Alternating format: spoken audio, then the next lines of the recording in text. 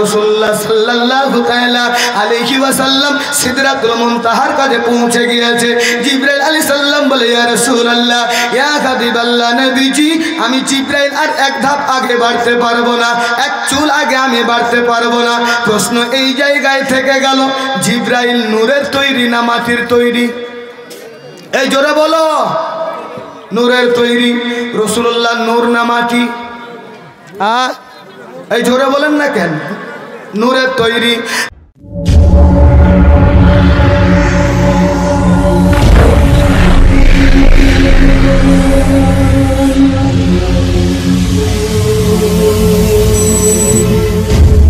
আপনাদের এলাকায় স্কুল আছে বা? স্কুল আছে না? সভাপতি সাহেব মনে হয় মাস্টার মশাই, জি তাই না? যখন এলান করলো বললো মাস্টার মশাই সভাপতি সাহেব এসছেন, তাহলে মিসালটা আমার খুব ভালো করেই বুঝতে পারবেন আপনারা। কারণ যুবকদের এবং মেয়েদের যে পজিশনে এখন চলাফেরা করছে, এখনও যদি অভিভাবকরা রুখে না দাঁড়ায় তো 2025-এ বা 2026-এ মুসলমানের ঘরের ছেলে মেয়ে বলে পরিচয় দেওয়া যাবে না। বর্তমান যা দেখা দিচ্ছে, বলে কেমন দেখা দিচ্ছে, এই মিসালটা বুঝেন তাহলে বুঝে যাবেন। আপনাদের এলাকায় যখন স্কুল আছে, কিন্তু বাপ প্রাইমারি স্কুলে মাঝে মাঝে ভিজিট করা হয়, হয় না বাপ? ভিজিট করা হয়, উপর থেকে অফিসার বাবুরা আসেন, শোনেন কিভাবে লেখাপড়া হয়, কিভাবে চলে। তো মাস্টার মশাই বাইরে থেকে ফোন করে বলছে, হ্যালো, কি হলো? বলে আপনার স্কুলে কালকে ভিজিট করতে যাব। বলছে ঠিক আছে। তো দেখবেন স্কুলে ভালো ভালো স্টুডেন্টদেরকে সামনে নেয়, আর মোটা বুদ্ধা মোলগুলো গোলগোলে কালু যারা হয়, যাদের ব্রেন কম থাকে, তাদের পিছনে বেঞ্চে বসে, বুঝতে পেরেছে, তাদেরকে পিছনে রাখা হয়। তো মাস্টার মশাই বলছে, শোনো। বলে কি হলো স্যার? বলে কালকে আমাদের স্কুলে ভিজিট করা হবে, 1 নম্বর 2 নম্বর 3 নম্বর 4 নম্বর 5 নম্বর, তোরা আসবি, সামনে বসবি। মোটা বুদ্ধা কালু, তুই আসবি না। কালু নাম যদি কেউ থাকে ডন মাইন্ড করবেন না, বোঝানোর উদ্দেশ্যে বলি। তো কালু বলছে, জান যাক আর প্রাণ যাক, আমি তো স্কুল ছাড়বো না, ভিজিট কি আমি ওটাই দেখবো, ওটাই দেখবো আমি। এমন অবস্থায় স্কুল টাইম হলো, ভালো ভালো স্টুডেন্টরা আপনার গেট দিয়ে ঢুকে একদম সামনে বেঞ্চে বসেছে, আর মোটা বুদ্ধা গোলগোলা কালো জানলার ভাগ দিয়ে বেঞ্চের নিচ্ছে। মাস্টার বাবু এসেছে, জিজ্ঞাসা করছে, বলো তো বাবু, তোমাদের স্কুলে লেখাপড়া কেমন হয়? বলে স্যার খুব ভালো হয়, খুব ভালো হয়। তো খুবই যখন ভালো হয়, তাহলে আমি একটা প্রশ্ন করে উত্তর দাও তো বাবু। বলুন কি প্রশ্ন করতে চাইছেন? বলে প্রশ্নটা হচ্ছে এটাই যে জিনিস হলো একটা, বিভিন্ন জায়গায় নাম হবে আলাদা, তো উত্তরটা হবে নদী। তো যে মাস্টার মশাই স্কুলে পড়ায় ও মনে মনে বলছে, তো আমি তো নিজেই জানি না, তো আমার ছাত্ররা কি বলবে? আমি তো নিজেই জানি না, তো আমার ছাত্ররা কি বলবে? 1 নম্বর বল, 2 নম্বর বল, 3 নম্বর বল, 4 নম্বর বল, 5 নম্বর বল। মাথাগুলো উঁচু হলো নিচু হয়ে গিয়েছে, কেউ বলতে পারে না। পিছন দিক থেকে মোটা বুদ্ধা গোলগোলে কালু বলতে, স্যার এর উত্তরটা আমি কালু ভালো করে জানি, এর উত্তরটা আমি কালু ভালো করে জানি। বলে জানিস তো, সামনে আয়। তো যেই মাস্টার মশাই পড়ায়, ও আপনার মাথা নিচু করে নিয়ে বলছে, হায় হায় হায়, এত ভালো ভালো স্টুডেন্টগুলো পেলো না, আরে মোটা বুদ্ধা কালু ও পাবে? এ তো সম্ভব হবে না। সামনে এসেছে, যারা অফিসার হয় ওরা কম বুদ্ধি ভালো বুদ্ধি দেখে না, 1 নম্বর 2 নম্বর দেখে না, যারা পারে তাদেরকে কিন্তু সামনে ডাকা হয়। তো কালুকে ডাক দিয়ে বলছে, বলো তুমি যে বলতে চাইলে উত্তরটা। বলে স্যার প্রশ্নটা আর একবারে বলুন। বলে আমি প্রশ্ন করেছি, জিনিস হবে একটা, বিভিন্ন জায়গায় নাম হবে আলাদা। কালু বলছে, স্যার এর উত্তরটা হবে মাথার চুল। কি হবে? মাথার চুল। কেমন করে বলে দাও? বলে স্যার মাথায় থাকলে চুল হয়, আর একটু নিচে নামলে ভুরু হয়। জিনিস কয়টা? জিনিস একটা। স্যার আর একটু নিচে নামলে গোপ হয়, মোচ হয়, আর একটু নিচে নামলে দাড়ি হয়। মাস্টার মশাই বলছে, বেটা কালু চুপ কর, চুপ কর, চুপ কর, চুপ কর। এই দাড়ি থেকে ভদ্র সমাজে বলা যাবে, দাড়ি থেকে নিচে নামলে আর সমাজে বলা যাবে না। স্কুলের মান সম্মান ধুলাই মিটে যাবে। বলার উদ্দেশ্য হচ্ছে এটাই, মুসলমানের ঘরের ছেলে মেয়ে, তাকে যদি বলা হয় ভাইরে কোরআনের কত পারা, কোরআনের বাড়ি কোথায়, কোরআন কিসের জন্য এসেছে, কোরআন কখন নাজিল হয়েছে, কোরআনের পারা কথা, বলে মৌলভী সাহেব জানি না, বলে ফ্রি ফায়ার ছাড়ি না। বোনকে যদি বলা হয় বোন রে তুমি তো মাথায় তুমি তো কাপড় দাও, তুমি তো চলাফেরা করো, তুমি তো বাংলা লেখাপড়া করো, বলো তো বোন কোরআনের সূরা কথা, কোরআনের বাড়ি কোথায়, বলে মৌলভী সাহেব কিছুই জানি না, তবে সিরিয়াল দেখায় একদিনও ছাড়ি না। কথা ঠিক না বে ঠিক? এমন অবস্থায় আসুন কোরআনের 1 মিনিট পরিচয় দিয়ে আমি যে আয়াতে কারিমা তেলাওয়াত করেছি ধারাবাহিকভাবে আলোচনা করবো ইনশাআল্লাহুল আজিজ। ব্রাদার কোরআনের বাড়ি কোথায় আমাকে জিজ্ঞাসা করলে, মাস্টার মশাই সভাপতি সাহেবকে জিজ্ঞাসা করলে আধার কার্ড ভোটার কার্ডে ডকুমেন্ট চলে আসবে, কোথায় তিনার বাড়ি, কোথায় তার ঠিকানা, কোরআনের বাড়ি কোথায়, কোরআন কেন নাজিল হয়ে গেল। আব্বাজি আমার আসুন কোরআনকে জিজ্ঞাসা করা হোক, এই কোরআন তোমার বাড়ি কোথায় বলো, তো কোরআন উত্তর দিয়ে বলে বাল হুয়া কুরআনুম মাজিদুন ফি লাউহিম মাহফুজ। কোরআন বলতেছে আমার বাড়ি হচ্ছে লাউহে মাহফুজে, কোরআন তোমার বাড়ি লাউহে মাহফুজে, তবে তুমি কখন নাজিল হয়েছো, তো কোরআন উত্তর দিয়ে বলেছে শাহরু রমাজান আল্লাযী উনজিলা ফীহিল কোরআন। কোরআন বলে আমি রমজান মাসে নাজিল হয়েছি। এই কোরআন তুমি রমজান মাসে নাজিল হয়েছো, দিনে নাজিল হয়েছো না রাত্রি নাজিল হয়েছো, তো কোরআন উত্তর দিয়ে বলে ইন্না আনজালনাহু ফি লাইলাতিল কদর। কোরআন বলতেছে আমি কদরের রাত্রিতে অবতীর্ণ হয়েছি। এই কোরআন তুমি কদরের রাত্রিতে অবতীর্ণ হয়েছো, তুমি বলো আমাদের জন্য কিসের জন্য তুমি হয়েছো, কিসের জন্য তুমি এসেছো। সকলেই জানেন বাবা কোরআন অন্ধকারের থেকে আমাদেরকে আলো দেখায়, কোরআন আমাদের ঈমান, কোরআন মুসলমানদের 1 নম্বর গাইড বুক। ওই কোরআন উত্তর দিয়ে বলে ওয়া নুনাজ্জিলু মিনাল কোরআনি মা হুয়া শিফা। কোরআন বলছে আমি তোমাদের জন্য শিফা এবং রহমত হয়ে এসেছি। এই কোরআনকে যারা আঁকড়িয়ে ধরবে তারাই তো বাবা ফলাফল পাবে, এই কোরআনকে যারা ছেড়ে দেবে তারাই তো পথভ্রষ্ট হবে। এই কোরআনকে পড়েছে যারা ইতিহাসের পাতায় সাক্ষী আছে গায়ের মুশরিকরা মুসলমান হয়ে গেছে, আবার এই কোরআন পড়ে মুসলমানেরা বেইজ্জত হয়েছে, এই মুসলমানেরা বেঈমান হয়ে গেছে, বদমাযহাব হয়ে গিয়েছে। বলবে মৌলভী সাহেব আপনার কাছে কোনো ডকুমেন্টস আছে নাকি? হ্যাঁ হ্যাঁ বাবা সূরা বাকারা খুলুন, সূরা বাকারার মধ্যে বলা হয়েছে ইউদুল্লু বিহি কাসীরা ওয়া ইয়াহদি বিহি কাসীরা। কোরআন পড়ে কেউ হেদায়েত লাভ পায়, আবার কোরআন পড়ে কেউ পথভ্রষ্ট হয়ে যায়। কোরআন পড়লেও ফের আবার পথভ্রষ্ট হয়ে যাওয়া যায়। তাহলে কোরআনকে আমাদের সেইভাবে পড়তে হবে। তাই তো ছন্দের মধ্যে বলেছি সমাধান চাও যদি জীবনে মরণে, সমাধান চাও যদি জীবনে মরণে, ফিরে যাও খুঁজে নাও চোখ রাখো কোরআনে। আর আসতে বলেন সুবহানাল্লাহ। পিছনের ভাই একটু জোরে বলবেন না সুবহানাল্লাহ। সমাধান চাও যদি জীবনে মরণে, ফিরে যাও খুঁজে নাও চোখ রাখো কোরআনে, তবে পাবে সুখ শান্তির ঠিকানা যদি মেনে নাও তুমি মনে প্রাণে। সমাধান সমাধান চাও যদি জীবনে মরণে, ফিরে যাও খুঁজে নাও চোখ রাখো কোরআনে। এ বাণী সকলের নয় শুধু মুমিনের, এ বাণী সকলের নয় শুধু মুমিনের, যারাই চলবে মেনে ফল পাবে কোরআনের। জোরে বলি সুবহানাল্লাহ। ভাববেন না মুসলমানের জন্য শুধু কোরআন, এই কোরআন শুধু আমার মুসলমানের জন্য নয় সারা বিশ্বের জন্য এসেছে। কিন্তু বাবা কোরআনকে যারা আঁকড়িয়ে ধরেছে তারাই তো সফলতা লাভ পেয়েছে। আজ দেখা যায় আমরা কোরআন থেকে দূরে সরে আছি, কোরআন আমাদের আলমারিতে রাখা, কোরআনকে আমরা পড়ি না, কোরআনকে ফলো করি না।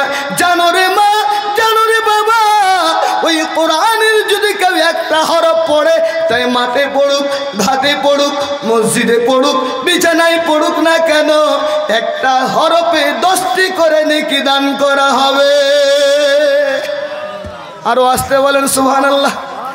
এ বাণী সকলের নয় শুধু মুমিনের, যারাই চলবে মেনে ফল পাবে কোরআনের, যারাই চলবে মেনে ফল পাবে কোরআনের। ঘরে পড়ো কি বাইরে পড়ো, অশান্তি দূর করে শান্তি আনে সমাধান। সমাধান চাও যদি জীবনে মরণে, ফিরে যাও খুঁজে নাও চোখ রাখো কোরআনে। সেই কোরআনুল কারীম হইতে মশহুর মারুফ আয়াতে কারিমা তেলাওয়াত করেছি বাবা। পারা নাম্বার হচ্ছে 15, সূরার নাম সূরা বনী ইসরাইল। শুরুতেই বলেছি যে এই কোরআন মক্কায় 13 বছর, মদিনায় 10 বছর, জিবরিল আমিনের মারফতে রাসূলুল্লাহর উপরে নাজিল হয়ে বিশ্ববাসীকে হেদায়েতের বার্তা দিয়েছেন। যেই কোরআন হুদাল লিন্নাস বলেছেন। আই যুবক, ওই কোরআনের বাড়ির পরিচয় পেয়ে গেলে ওই কোরআনে 30টা পারা 114টা সূরা দিয়ে কোরআনকে গাথা আমি মশহুর মারুফ আয়াতে কারিমা তেলাওয়াত করেছি। সুবহানাল্লাযী আসরা বিআবদিহি লাইলাম মিনাল মাসজিদিল হারাম ইলাল মাসজিদিল আকসা। জোরে বলি সুবহানাল্লাহ। যদিও এই আয়াতের তরজমা মানে সকলেই শুনেছেন, মাত্র 4টা পয়েন্ট আমি বের করেছি বাবা। ঈমানকে তাজা করার জন্য 4টি পয়েন্ট আমি বলবো। এখানে হযরতরা উপস্থিত রয়েছেন। সুবহান মানে হচ্ছে পবিত্রতা, পাক। সুবহান মানে হচ্ছে পাক। তাফসীরে জিলানীর মধ্যে পাওয়া যায় যে সুবহানাল্লাহি ওয়া বিহামদিহি, কেউ যদি 100 বার দিনে পাঠ করে দেয়, আল্লাহ পাক একদিনে 100 বার পাঠ করার কারণে তার সমস্ত গুণখাতাগুলোকে মাফ করে দেয়। 100 বার, এতটাই পাওয়ারফুল তাসবিহ এই সুবহানাল্লাযী আসরা বিআবদিহি লাইলাম মিনাল মাসজিদিল হারাম। পবিত্রতা তারই জন্য যিনি আপন বান্দাকে, আপন নবীকে, আপন হাবিবকে ভ্রমণ করিয়েছেন রাতারাত মসজিদে হারাম থেকে নিয়ে মসজিদে আকসা। জোরে বলি সুবহানাল্লাহ। মসজিদে হারাম থেকে নিয়ে মসজিদে আকসা কি করিয়েছেন? ভ্রমণ করিয়েছেন। বলুন তো বাবা, যারা সফর করে, ভ্রমণ করে, ঘুমিয়ে ঘুমিয়ে করে না জাগ্রত অবস্থায় করে? জাগ্রত অবস্থায় ভ্রমণ করে নাকি? যদিও এই জায়গায় মতভেদ বলেছে, তারা বলে ঘুমিয়ে ঘুমিয়ে আল্লাহর মেরাজ হয়েছে। আমরা সুন্নিরা বলি নবীর মেরাজ তো একাধিক ভাবে হয়েছে। তবে 26 তারিখ দিবাগত রাত্রি 27 তারিখে রজব মাসে 27 তারিখে আমার আল্লাহর সঙ্গে যে দিদার হয়েছে, রাসূলুল্লাহ সশরীরে আমার আল্লাহর সঙ্গে দিদার করেছে। আমার আল্লাহর সঙ্গে দিদার করেছে। কিভাবে হলো? 2টা পয়েন্ট, আপনার 4টা পয়েন্ট দিলে ইনশাআল্লাহ আজিজ আপনাদের ব্রেন খুলে যাবে, ঈমানটা তাজা হয়ে যাবে। এই মেরাজ আপনারা ঘটনা শুনেছেন, জীবনের মধ্যে শুনেছেন, নেটেও শুনেছেন। আব্বাজি আমার জীবিত মানুষ, জাগ্রত মানুষ ভ্রমণ করে। আমার রাসূলুল্লাহ কিভাবে ভ্রমণ করছেন, কিভাবে করছেন, আমি আরশে মুআল্লা থেকে পয়েন্টটা দিচ্ছি। আল্লাহ পাক জিবরাইলকে ডাক দিয়ে বলেন, জিবরাইল। বলে লাব্বাইক আল্লাহ। বলে যাও যাও যাও, জান্নাতের দরজাকে খুলে দাও। জান্নাতের দরজাকে খুলে দেওয়া হলো। এবার বলো জিবরাইল, জাহান্নামের দরজা বন্ধ করে দাও। ওগো আল্লাহ, বন্ধ করে দিলাম। বলে হুরদের ফেরেশতাদেরকে বলে দাও তারা যেন ভালো কাপড়া পরে নেয়। তখন জিবরাইল আলাইহিস সালাম বলেছিলেন, আল্লাহ, ইসরাফিল আলাইহিস সালাম সূর ফুঁকে দিবে নাকি? কিয়ামত হয়ে যাবে নাকি? আমার আল্লাহ পাক বলে, না না জিবরাইল না, আমি আল্লাহ আজকে আমার হাবিবের সাথে দেখা করব, আমার হাবিবের সঙ্গে দিদার করব, দেখা করব। বিরাদার মিল্লাতে ইসলামিয়া, আল্লাহ পাক বলছেন জিবরাইল, শুধু তাই নয়, তাই নয়, তাই নয়, কবরবাসী যারা হয়ে গিয়েছে, কবরে যারা রয়েছে, আজকের দিনে কবরের আযাবটাও বন্ধ থাকবে। আরো আসতে বলেন সুবহানাল্লাহ। শুধু তাই নয়, জিবরাইল তাই নয়, ইসরাইলকে মানা করে দাও, মালিকুল মউতকে বলে দাও আজকে যেন কাউর জান কবজ না করে। জান কবজ করা বন্ধ থাকবে, কবরের আযাব কি বন্ধ থাকবে, জান্নাতের দরজা খোলা থাকবে, জাহান্নামের দরজা বন্ধ থাকবে।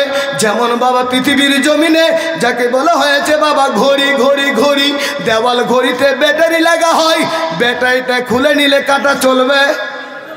চলবে? চলবে না। আবার ব্যাটারি লাগালে চলতে শুরু করে দেবে। রাসূলুল্লাহ সাল্লাল্লাহু তাআলা আলাইহি ওয়াসাল্লামের যখন মিরাজ হয়েছিল বাবা, সব স্টপ হয়ে গিয়েছিল। আমার আল্লাহ পাকের দরবারে দিদার করে এসেছে। যেমনি ঘড়ি ব্যাটারি লাগালে চলতে শুরু করে, ঠিক রাসূলুল্লাহ আসার পরে দুনিয়া চলে। জোরে বলো, তুমি মানলে মানো, তুমি মানলে মানো, না মানলে মন মানো না। আশিকেরি আসল জান্নাত সোনার মদিনা। আরো আসতে বলেন সুবহানাল্লাহ। ওর হাত উঠিয়ে বলা যাবে বাবা ইয়া রাসূলুল্লাহ তুমি মানলে মানো, তুমি মানলে মানো, না মানলে মন মানো না। আশিকেরি আসল জান্নাত সোনার মদিনা। আশিকেরি আসল জান্নাত সোনার মদিনা। আশিক হৃদয়ে যত ইশকেরি জ্বালা দূর করিতে পারে ওই মদিনাওয়ালা। আশিক হৃদয়ে যত ইশকেরি জ্বালা দূর করিতে পারে ওই মদিনাওয়ালা, ওই মদিনাওয়ালা। তাই মদিনা মদিনা বলে হয়ে যাই ফানা। আশিকেরি আসল জান্নাত সোনার মদিনা। আমার আল্লাহ পাক বলে জিবরাইল যাও যাও যাও, বুরাক নিয়ে তুমি যাবে আমার আল্লাহ পাকের দরবারে।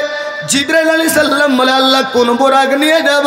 তবে একটা বুরাক নয়, দুইটা বুরাক নয়, আমি জিবরাইল দেখলাম 40,000 বুরাক রয়েছে। আর এক একটা বুরাকের পেশানিতে লেখা আছে লা ইলাহা ইল্লাল্লাহু মুহাম্মাদুর রাসূলুল্লাহ সাল্লাল্লাহু আলাইহি ওয়াসাল্লাম। জিবরাইল আলাইহিস সালাম তাকিয়ে দেখে 40,000 বুরাকের পেশানিতে কলেমা লেখা। তবে কোন বুরাকটাকে জিবরাইল নেবে, কোন বুরাকটাকে জিবরাইল আলাইহিস সালাম নেবে? দেখতে দেখতে দেখে এক কোনাতে এক বুরাক কান্না করছে না বাবা। ওই বুরাকের কাছে গুটি গুটি পায়ে গেল, গিয়ে বলতেছে জিবরাইল আলাইহিস সালাম বুরাক রে, সবাই সুন্দর করে সেজে আছে, সবাই দাঁড়িয়ে রয়েছে, তুমি কেন কান্না করতেছো? কি হয়েছে তোমার বলো? ওই বুরাকের জবান খুলে দেওয়া হয়েছিল। ওই বুরাক বলেছিল গো জিবরাইল শোনো, আমি এই জন্যই কান্না করতেছি, এই জন্যই কান্না করতেছি কারণ আমার আল্লাহ পাক যখন দুই জায়গার ঘোষণা করে দিয়েছেন, যখন আমার আল্লাহ পাক দুই জায়গার ঘোষণা করে দিয়েছেন, এক জমিনের কথা বলেছেন আর দুই বলা হয়েছে আসমানের কথা। আমার আল্লাহ পাক বলেছিল আমার হাবিবকে জমিনে পাঠাবো, আবার মেরাজে আমার হাবিবের সঙ্গে দেখা হবে। ওগো জিবরাইল, আমি সেই দিন থেকে বুরাকে তামান্না করতেছি, ওই দিনটা কবে আসবে যে আল্লাহর হাবিবকে আমার পিঠে করে নিয়ে আমার আল্লাহর কাছে নিয়ে যাব। ওই দিনের জন্য, আল্লাহ নবীর জন্য ওই মোহাব্বত নিয়ে আমি কান্না করতেছি। রাইটার কারক বুঝিয়েছে একটা বুড়া কান্না করেছিল নবীকে পাওয়ার জন্য। আশিকে মুস্তাফা যদি রাত্রিবেলায় নবীর দরুদ পড়ে, তাইফের কথা শুনে, ওই কষ্টগুলো কথা শুনে দুই চোখের পানি যদি কোনো আশিক প্রেমিক ফেলিয়ে দেয়, আমার আল্লাহর কাছে ওই মোহাব্বতের পানিটা বড় দামি হয়ে যায়। ওই মোহাব্বতের পানিটা দামি হয়ে যায়। বোরাকটাকে নেওয়া হলো। ওই বোরাকটাকে নেওয়ার পরে জিবরাইল আলাইহিস সালাম সঙ্গে নিলেন ৭০,০০০ ফেরেশতা। জীবনীর মধ্যে হলে বাবা পুঙ্খানুপুঙ্খরূপে বলা যেত, কারণ আলামে সিদরাতুল মুনতাহায় একটা গাছ, ওই গাছে আপনার নাম, ওই গাছে আমার নাম, ওয়াল গোষ্ঠীর নাম লেখা। ওই গাছ পর্যন্ত ইনশাআল্লাহুল আজিজ আপনাদেরকে সুন্দর করে শুনিয়ে দেব। আব্বাজি আমার, যদিও জীবনী নয়, আমি আপনাদেরকে 4টি পয়েন্ট এই জায়গায় দেব। জিবরাইল আলাইহিস সালাম ৭০,০০০ ফেরেশতা নিয়ে এসে হাজির হলো। ৭০,০০০ ফেরেশতা নিয়ে এসেছেন কোথায়? দয়ার নবী, মায়ার নবী, রহমাতুল লিল আলামিন নবী মুস্তাফা উম্মে হানির ঘরে আরাম করতেছেন বাবা। ওই উম্মে হানির ঘরে এসেছেন, দেখছেন রাসূলুল্লাহ আরাম করে। ওগো আল্লাহ, জাগাবো তো কেমন করে জাগাবো? কিতাবের মধ্যে পাওয়া যায় রাসূলুল্লাহর মহব্বত কেমন, আদব কেমন। তালু মুবারক চুমু দিয়েছে জিবরাইল আলাইহিস সালাম। জোরে বলি সুবহানাল্লাহ। যেমনি চুমু দিয়েছে সঙ্গে সঙ্গে ঘুম ভেঙে গেছে, সঙ্গে সঙ্গে উঠে বসেছে। জিবরাইল আলাইহিস সালাম বলে, আসসালাতু ওয়াসসালামু আলাইকা ইয়া রাসূলুল্লাহ, আসসালাতু ওয়াসসালামু আলাইকা ইয়া হাবিবাল্লাহ নবীজি। আর দেরি নয়, দেরি নয়, দেরি নয়, চলুন, আল্লাহ পাকের দাওয়াত রয়েছে। আল্লাহ পাক আপনাকে ডেকেছে, আল্লাহ পাক আপনার সঙ্গে দিদার করবে বলে খুব তাড়াতাড়ি করে আপনি রেডি হয়ে যান। এমন অবস্থায় 3 জন সাদা ড্রেসওয়ালা ফেরেশতা আমার রাসূলুল্লাহর কাছে এসে আমার রাসূলুল্লাহকে নিয়ে চলে গেল বাবা আবে জামজামের দিকে। যখন আবে জামজামের দিকে নিয়ে যায়, বুক মোবারক থেকে নিয়ে নাভি মোবারক পর্যন্ত পুরোটাই ফাড়িয়ে দেওয়া হলো। বুক মোবারক থেকে নিয়ে নাভি মোবারক পর্যন্ত ফেড়ে দিল। বলুন তো, আমি আপনি বাশার, রাসূলুল্লাহ হচ্ছে সাইয়্যিদুল বাশার। আমি আপনি মানুষ, রাসূলুল্লাহ হচ্ছে নূর। তবে বলবে মৌলভী সাহেব, রাসূলুল্লাহ কি মানুষ ভাবেন না? হ্যাঁ, মানুষ ভাবি, তবে তোমরা যেভাবে মানুষ ভাবো আমরা সেভাবে মানি না। আমি পয়েন্টটা দিতে চাই, আমি কথাটা বলতে চাইছি যে রাসূলুল্লাহর সিনা মোবারককে যখন চাক করা হলো, নাভি মোবারক পর্যন্ত আপনার নিয়ে যাওয়া হলো, সমস্ত ইলম হিকমত ভরে দেওয়া হলো, আবে জামজামের পানি দিয়ে ধুইয়ে দেওয়া হলো। এক ফেরেশতা হাত বুলিয়ে দিল, সিনা মোবারকে চুল পরিমাণ দাগ পাওয়া গেল না। দাগ ছিল বাপ, কোনো মুফতি, কোনো মৌলভী, কোনো মুহাদ্দিস দেখাতে পারবে না, বলতে পারবে না আপনার সিনা মোবারকে কোনো দাগ আছে। তবে আমি আপনি যদি অ্যাক্সিডেন্ট হই, আমি আর আপনার যদি হাত কেটে যায়, পা কেটে যায়, আজীবন মরার আগে দাগ থাকে কি থাকে না? থাকে না? আমি কানার দলকে বুঝাতে চাই, যারা বলে নবী আমাদের মতো মানুষ, আমি তাদেরকে বলতে চাই, দেখো নবী মুস্তাফার সিনা চাক কয়বার করা হয়েছিল জানা আছে বাপ? জানা আছে? কয়বার? জালসা জীবনী তো অনেক হয়। কয়বার গো? 4 বার, 4 বার, 4 বার। কয়বার? 4 বার। তো 4 বার সিনা চাক করে কোথাও তো কোনো দাগ থাকলো না, একদম সুন্দরভাবে যেমন শরীর তেমন হয়ে গেল। তাহলে বোঝা গেল নবী আর আপনি পুরোটাই আলাদা। নবী সাইয়্যিদুল বাশার, তুমি আমি মানুষ, তাহলে নবীকে আমার মতো বলে বড় ভাই মনে করে কি সম্বোধন দিতে চাইছো ভাই? তবে শোনো, রাসূলুল্লাহ 4 বার সিনা চাক করা হয়েছিল। একবার আবু তালেবের বাড়িতে 4 বছর বয়সে, হালিমাতু সাদিয়ার বাড়িতে আপনার বলা হয়েছে যখন কোরআন শরীফ নাজিল হয় গারে হিরাতে, আর যখন আমার আল্লাহর সঙ্গে দেখা করতে যাই তখন একবার। মোট কয়বার হলো বাপ? মোট কয়বার হলো? আচ্ছা, কথা বলতে কি স্পিড হচ্ছে? বুঝা যাচ্ছে তো? অসুবিধা হচ্ছে না? কারণ আমরা জীবনী বক্তা তো, সুর দিলে লম্বা সুর চলে যাবে, কিন্তু আমি আরও কিছু তাড়াতাড়ি করে নিয়ে যাচ্ছি, কারণ এগুলো মাসুর ঘটনা আপনারা শুনেছেন। আলামে আরওয়াতে নিয়ে যাব, আপনার লামাকাতে নিয়ে যাব, ওই তো গাছের দিকে নিয়ে যাব ইনশাআল্লাহুল আজিজ। এমন এই অবস্থায় জিবরাইল আলাইহিস সালাম ডাক দিয়ে বললেন, ইয়া রাসূলুল্লাহ, ইয়া হাবিবাল্লাহ নবীজি, বোরাকে রেডি হয়ে গেছে, বোরাকে উঠুন। আমার রাসূলুল্লাহ সাল্লাল্লাহু তাআলা আলাইহি ওয়াসাল্লামকে যখন জিবরাইল আলাইহিস সালাম ডাক দিয়ে বলেন, নবীজি বোরাকে রেডি হয়ে গিয়েছে, আপনি বোরাকে আবার উঠুন, বোরাকে উঠুন। সঙ্গে সঙ্গে আমার রাসূলুল্লাহ বোরাকের কাছে গিয়েছে, চোখের পানি আপনার ভিজে যায়। জিবরাইল আলাইহিস সালাম বলতেছেন, ইয়া রাসূলুল্লাহ কান্না করতেছেন কেন? আমার রাসূলুল্লাহ অজর নয়নে কান্না করে যায়। আমার রাসূলুল্লাহ বলে, জিবরাইল আমি আজকে এই জন্য কান্না করতেছি, আল্লাহর সঙ্গে দিদারে যাব, আল্লাহর সঙ্গে দেখা করব। আমার জন্য কত বন্দোবস্ত করে দিয়েছে, তোমাদেরকে পাঠিয়ে দিয়েছে, সঙ্গে একটা যানবাহন আমাকে দিয়ে দিয়েছে। ভাই জিবরাইল আমি নবী মুস্তাফা এই জন্যই কান্না করতেছি, পুলসিরাতের রাস্তা 50 বছরের রাস্তা হবে। ওই 50 বছরের রাস্তাটা আমার উম্মতরা কেমন করে পার হবে? জিবরাইল সেই চিন্তায় চিন্তিত হয়ে আমি নবী কান্না করতেছি। আমার আল্লাহ পাক জিবরাইলকে জানিয়ে দিলেন, জিবরাইল রে, আমার হাবিব যেন আর কান্না করে না। আজকে আমি আল্লাহ আমার হাবিবের কান্না দেখব না। আমার হাবিবকে জানিয়ে দাও যে আমার হাবিবের হয়ে যাবে, সে আমার হয়ে যাবে, আর যে আমার হয়ে যাবে 50 বছরের রাস্তাটা চোখের পলকে আমি আল্লাহ পার করে দেব। আর জোরে বলেন সুবহানাল্লাহ। 50 বছরের রাস্তাটা চোখের পলকে পার করে দেবে।